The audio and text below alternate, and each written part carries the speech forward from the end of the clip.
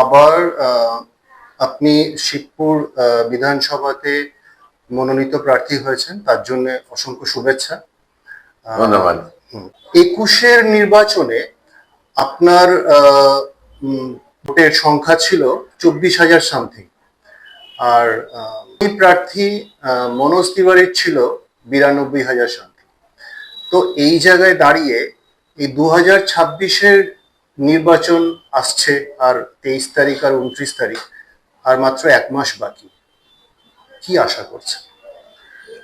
21-এ একটা একটা অদ্ভুত ধরনের ইকুয়েশন হয়েছিল, একটা এমন মেরুকরণ হয়েছিল যার ফলে ওই ফল হয়েছে।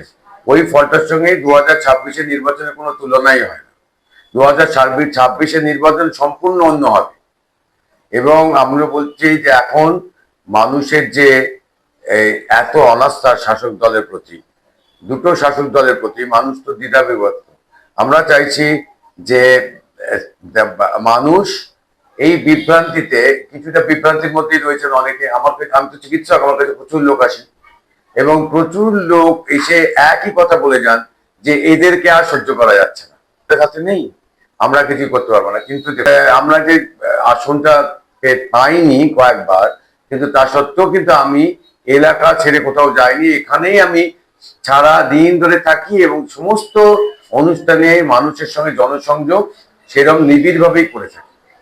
সুতরাং আমাদের বিশ্বাস যে এবারে ভোটের ওই যে আগের যে ইকুয়েশন, যেটা আগে হয়েছিল, যে সমীকরণ আমরা দেখাচ্ছি, সেটা এবারে তার সঙ্গে কোনো তুলনাই হবে না। এবারে নির্বাচনে মানুষ আমাদের পক্ষে রায় দেবেন বলে আমাদের বিশ্বাস। এইবার নির্বাচনে আপনার এজেন্ডাটা কি? দেখুন, যখন আমি 2006 থেকে 2011 নির্বাচিত সদস্য ছিলাম বিধানসভায়, তখন আমরা অনেক কাজ করছি, প্রচুর জায়গায় আলো রাস্তা। এবং এখনো আমার কাছে অনেক মানুষ বলেন যে আপনার কাছ থেকে আমরা সার্টিফিকেট পেয়েছি। ডাক্তারবাবু অনেক বয়স্ক, আপনার কাকার কাছে, সেদিকে এসে বলছেন যে আপনার কাকার কাছে আমি সার্টিফিকেট নিয়ে গেছি, আর আমার মেয়ের চাকরি বা কলেজে পড়ার জন্য সার্টিফিকেট আপনার কাছে পেয়েছি।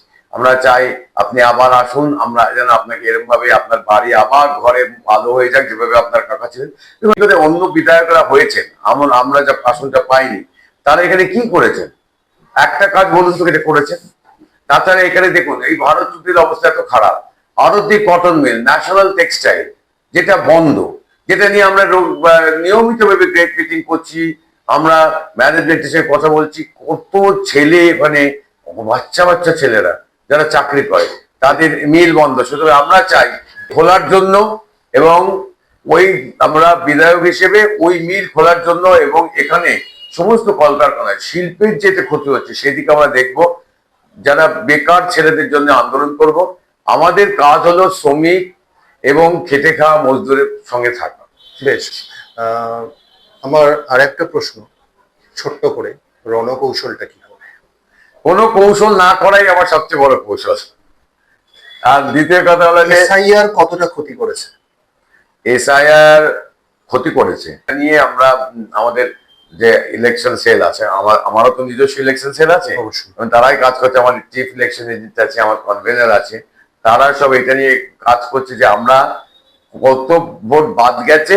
শিবপুর বিধানসভায় একটা বাসিন্দাদের বড়সড় অভিযোগ, সেটা হচ্ছে বেআইনি নির্মাণ, পুকুর ভরাট, তোলাবাজি। কি বলবেন, কতটা সোচ্চার হবে? শুনুন, এই জিনিসটা ভীষণভাবে বেড়ে চলেছে। বিশেষত আগেও ছিল, আমি যখন বিধায়ক ছিলাম আপ্রাণ চেষ্টা করেছিল বন্ধ করার। আমাদের ওইখানে বাসি পুকুর ছিল, সেটা বোঝানোর চেষ্টা করছিল মানে আমাদের বর্তমান শাসক দল যারা, তাদেরই লোক। কিন্তু আমরা অনেক কষ্ট, আমি অনেক ডিএম কে বলে, পরিবেশ মন্ত্রীকে বলে ওগুলো বন্ধ করেছি। তারপরে এখন দেখা যাচ্ছে এটা আমাদের হাতের বাইরে। যিনি এখানে এলেন জনপ্রতিনিধি হয়ে, তিনি যদি তোলাবাজিকে প্রশ্রয় দেন এবং তার সঙ্গে যদি এই সমস্ত এই যে যত ডেভেলপার তাদের সঙ্গে যে যোগ সাজস এবং যেসব কাজ করেছে অনৈতিক কাজ, সেগুলো নিঃসন্দেহে সেগুলো আমরা নিন্দা করি সব সময়। আমরা এগুলো কল্পনাও করতে পারি না। আমরা স্বচ্ছ সাধারণ জীবনযাপন করি এবং যারা এই কাজ করেছে সেটা বন্ধ করার লক্ষ্যেই আমাদের আন্দোলন। তিনি একজন সফল রেপিউটেড একজন অর্থোপেডিক সার্জন, এবং বর্তমানে আবার আপনি মনোনীত হয়েছেন। কিভাবে দুটোকে একসঙ্গে ম্যানেজ করবেন? দেখুন, এটাতে আমার কোনো অসুবিধাই হয় না। কারণ অর্থোপেডিক সার্জারি যে জিনিসটা আছে তাতে আমার একটা মেডিকেল টিম আছে, আমার চেম্বার দেখার, আমার সঙ্গে অপারেশনে থাকার পুরো এমন সুন্দর একটা মেডিকেল টিম আছে, সেই টিমটা একদম মেশিনের মতো কাজ করে। সুতরাং তাদের কাজ তারা করবে, আমি এরই মধ্যে সামলে সবই করি, অপারেশনও করছি, চেম্বারও করব, প্রচারও করব এবং সমস্ত দিকতে যাব, সব জায়গায় ছুটে যাব। ফুল ফ্লেজেড প্রচার কবে থেকে শুরু হচ্ছে? আমি প্রথম সোমবারে, গত সোমবারে নাম ঘোষণা হওয়ার পরে বেলগাছিয়া গিয়েছিলাম, আমরা বেলগাছিয়া কিছু প্রচার করেছি। আমি আমরা যেভাবে আমরা তৈরি হচ্ছি তাতে আমার মনে হচ্ছে সোমবার থেকে আমরা প্রচারে চলে যাব। আগামী সোমবারই আমরা 23 নম্বর ওয়ার্ড থেকে প্রচার শুরু করতে পারি। আজকে তৃণমূল ইস্তেহার বার করেছে, আমি এখন ইশতেহার পড়িনি, ওদের আমি বলতে পারবো না, তবে ওদের ইশতেহার না পড়াই ভালো, এটা আমার মনে হয়। কারণ কি, পড়লেও সুতরাং পড়া তো নিশ্চয়ই উচিত, দেখতে হবে যে কি বলেছে। এই যে তবে আপনি ঘুঁটি সাজাবেন। 5 বছরের অনৈতিক কাজ, এটাই তো সবচেয়ে বড় ইশতেহার। এর চেয়ে বড় ইশতেহার কি হতে পারে?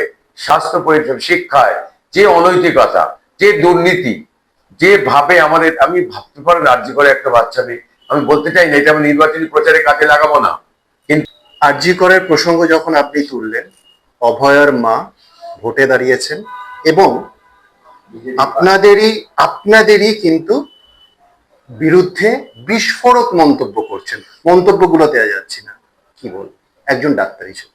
শুনুন, অভয়ার কাণ্ডটা আরজি করে হয়েছে। আরজি করেন আমি প্রাক্তন ছাত্র, কি ধরনের নৈতিকতা, একটা মেয়ে ডিউটি করার সময় তাকে মেরে ফেললো, এটা আমি যখনই মনে করলাম তখন আমার রাত্রে ঘুম হয় না, যে এইরকম তার উপর অত্যাচার করে তাকে যে মেরে ফেললো, এইটা একটা অনৈতিক কাজ। এইটা নিয়ে আমরা সবসময় আমরা প্রচুর পড়েছি এবং প্রচুর প্রচারও করেছি, এবং এইটা নিয়ে আমরা সবসময় থাকবো যে নিশ্চিতভাবে যে এরকম কাজ বা এরকম প্রমাণ লোপাট করার চেষ্টা, এইসব কাজ নিয়ে আমরা থাকবো। তাতে ওর মা বাবারা কোথায় গেল, কি রাজনীতি করলো, সেটা আমাদের দেখার দরকার নেই, কিন্তু এই অনৈতিকতার বিরুদ্ধে আমরা ছিলাম, আছি এবং থাকবো। ধন্যবাদ ডাক্তারবাবু, এত ব্যস্ত সময়ের মধ্যে আমাদের সঙ্গে কথা বলার জন্য। নির্বাচনের জন্য আমাদের তরফ থেকে আপনাকে অসংখ্য শুভেচ্ছা আর অভিনন্দন। ধন্যবাদ।